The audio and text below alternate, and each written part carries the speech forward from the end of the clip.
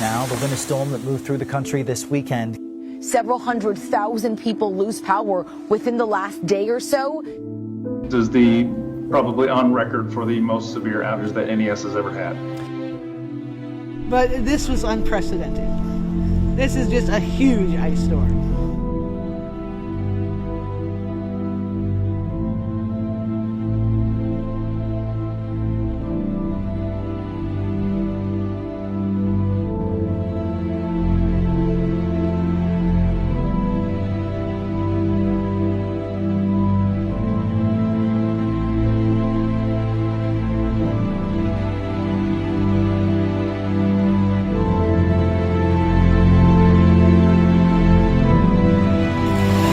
Nashville Electric Service restoring power to more than 85,000 customers.